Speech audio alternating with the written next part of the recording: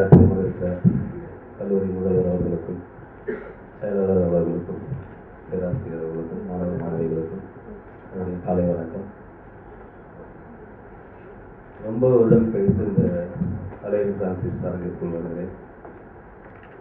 நான் மாணவனாக பச்சைமன் கல்லூரியிலே எம்ஏ இலக்கியம் படித்துக் கொண்டிருந்த காலகட்டத்திலே தினமும் இந்த அலையன் பிரான்சிஸ் அரங்கத்துக்கு வந்து செல்வேன். மறக்க முடியாத பல பிரெஞ்சு திரைப்படங்களை இந்த அரங்கம் எனக்கு ஒளிபரப்பியிருக்கிறது. படம் முடிந்த காலத்தில் இந்த கல்லூரி சாலையிலே நண்பர்களுடன் அந்த படத்தை பற்றி விவாதித்து சென்ற நாட்கள் எல்லாம் இன்று எனக்கு நினைவு வருகின்றன. இந்த மாணவ பருவம் என்பது உங்கள் விரல்களில் அமர்ந்திருக்கிற ஒரு வண்ணத்து பூச்சியை போன்றது. இது என்ன ஒரு ஆச்சரியம் அல்லது ஒரு அதிர்ச்சி என்றால், இந்த வண்ணத்து பூச்சி உங்கள் விரல்களில் அமர்ந்திருக்கும் போது அதனுடைய மகிமையும் அதனுடைய அற்புதமும் உங்களுக்கு தெரியாது. அது உங்கள் விரல்களில் தங்கள் வண்ணங்களை பறித்துவிட்டு பறந்து செல்லும் போதுதான் நம் விரல்களிலும் அந்த வண்ணத்து பூச்சி அமர்ந்திருந்தது என்று திரும்பி பார்ப்போம். அப்படி ஒரு திரும்பி பார்க்கிற விழாவாக இந்த விழா எனக்கு அமைந்திருக்கிறது. என்னுடைய கல்லூரி காலம் என்பது இங்கு காஞ்சிபுரம் பச்சைமன் கல்லூரியிலே இளங்கலை இயற்பியல் முடித்தேன். அதற்கு பிறகு சென்னை பச்சைமன் கல்லூரியிலே எம்ஏ தமிழ் இலக்கியம், அங்கேயே எம்ஃபில் தமிழ் இலக்கியம், பிறகு சென்னை பல்கலைக்கழகத்திலே திரைப்பட பாடல்கள் குறித்து முனைவர் பட்டம் ஒரு 6 ஆண்டுகள் ஆய்வு செய்து முனைவர் பட்டம் பெற்றேன். இந்த கல்லூரி காலம் முழுவதுமே கல்லூரியை விட நான் அதிகம் தெரிந்தது இந்த மாதிரியான பொது அரங்குகள், கலை அரங்குகள் தான். இது உங்களுக்கு படைப்பூக்கம் கொடுக்கிற ஒரு நல்ல பருவம் இந்த மாணவ பருவம் என்பது. நிறைய நபர்களை சந்தியுங்கள், நிறைய கல்லூரி விழாக்களில் கலந்து கொள்ளுங்கள். நான் அப்போதெல்லாம் கிட்டத்தட்ட ஒரு 4 வருடம் சென்னையை சுற்றி, சென்னையில் எந்தெந்த கல்லூரி, சென்னையை தாண்டி ஸ்ரீபெரும்புதூர் வரை நடக்கிற அனைத்து கல்லூரி போட்டிகளெல்லாம், கவிதை போட்டி, பேச்சு போட்டி போன்றவற்றெல்லாம் நாங்கள் கலந்து கொள்வோம். தொடர்ந்து ஒரு 5 வருடம் அந்த முதல் பரிசுக்கு என் பெயர் தான் எழுதப்பட்டிருந்தது. அப்படி பாடத்தை மறந்து திரிந்து ஒரு கலை இலக்கிய தாகம் கொண்டு அடைந்த பருவம் அது. இன்றைக்கு இங்கு வைக்கப்பட்டிருக்க ஓவியங்கள், புகைப்படங்கள் எல்லாவற்றையும் பார்க்கிற போது எங்கள் கல்லூரி காலகட்டத்திலே நாங்கள் என்ன மனமுதிர்ச்சி இருந்தோமோ அந்த மனமுதிர்ச்சியை விட, கலை முதிர்ச்சியை விட ஒரு 10 படி அதிகமாகவே இன்றைய காலகட்டத்தில் நீங்கள் எல்லாரும் ஈடுபட்டிருக்கிறது. மிக அபாரமான சில ஓவியங்களையும் சில புகைப்படங்களையும் நான் பார்த்தேன். எங்கள் இயக்குனர் பாலமகேந்திரா சொல்வார், நாளைய தமிழ் சினிமாவில் இந்திய சினிமாவில் முகங்களை மாற்றி அமைக்கப் போகிற இளைஞர்கள் தற்சமயம் தனி முகவரியற்றவர்களாய் தங்களை தயார்படுத்திக் கொண்டிருக்கிறார்கள். அவர்கள் வருவார்கள் இந்திய நீரில் சுத்தரிக்கும் மணலோடு என்று எங்கள் கமலா கவிஞர் பாலமகேந்திரா அவர்கள் சொன்னதை போன்றே நாளைய இந்திய சினிமாவின் முகங்களை மாற்றி அமைக்கப் போகிற விருட்சங்களுக்கான விதைகளை இந்த அரங்கில் நான் பார்த்தேன்.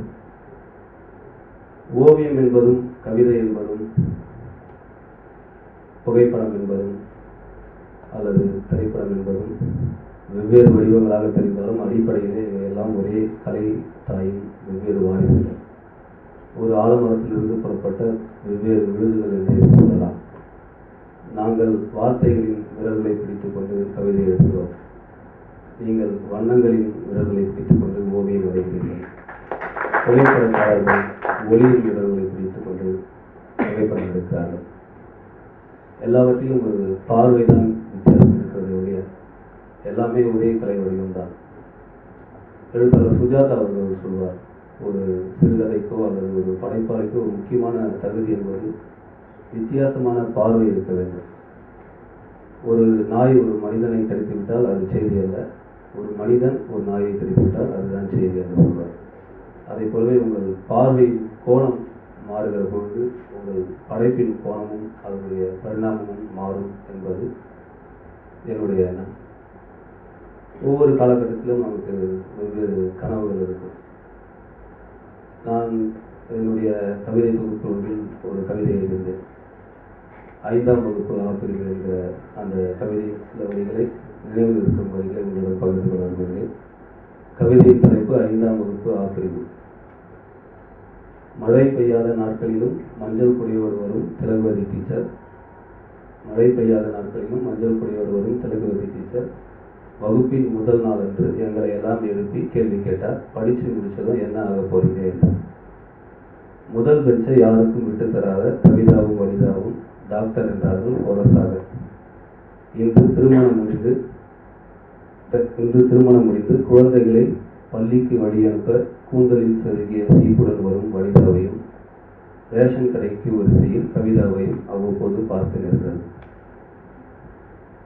இன்ஜினியர் ஆகப் போகிறேன் என்கிற எல். சுரேஷ்குமார் பாதியில் ஃபெயிலாகி பட்டுத்தறி நெய்ய சென்று விட்டார். எங்கள் அப்பாவுடைய இரும்பு கடையை பார்த்துப்பேன் என்று கடைசி பெஞ்ச் C.N. ராஜேஷ் சொல்லும்போது எல்லோரும் சிரித்தார்கள். இன்றவன் நியூ ஜெர்சியில் உயர் மருத்துவராக பணியாற்றிக் கொண்டே நுண்ணுயிரியலை ஆராய்கிறார்.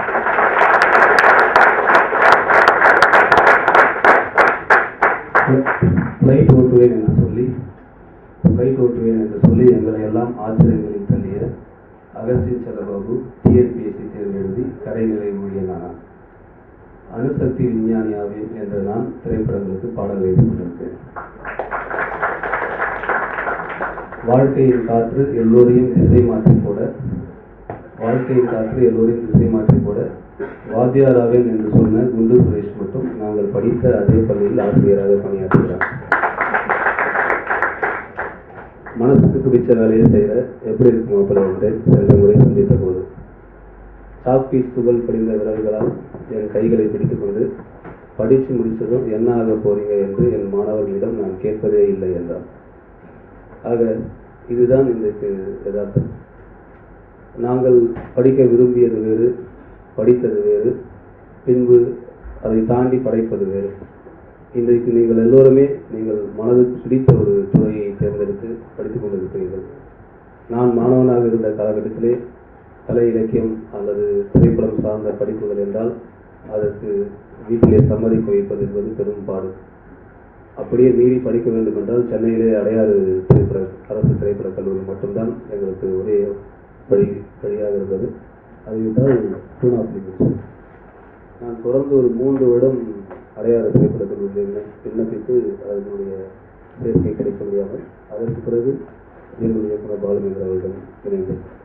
உங்களுக்கு இன்றைக்கு தமிழ்நாடு முழுக்க இந்தியா முழுக்க நிறைய கல்லூரிகளிலே திரைப்படம் சார்ந்தும் திரைப்படத்துறை சார்ந்தும் படைப்பிலக்கியம் சார்ந்தும் இன்றைக்கு துறைகள் தொடங்கப்பட்டு அதற்கு வீட்டிலேயே பெற்றோர்கள் சந்தோஷமாக வழி அனுப்பி வைக்கிற ஒரு உற்சாகப்படுத்துகிற ஒரு காலகட்டத்தில் நீங்கள் வாழ்ந்து கொண்டிருக்கிறீர்கள். உங்களை எல்லாம் பார்க்கும்போது எனக்கு இன்னும் நீங்கள் நிறைய படைப்பீர்கள் என்கிற ஒரு நம்பிக்கை ஏற்பட்டிருக்கிறது.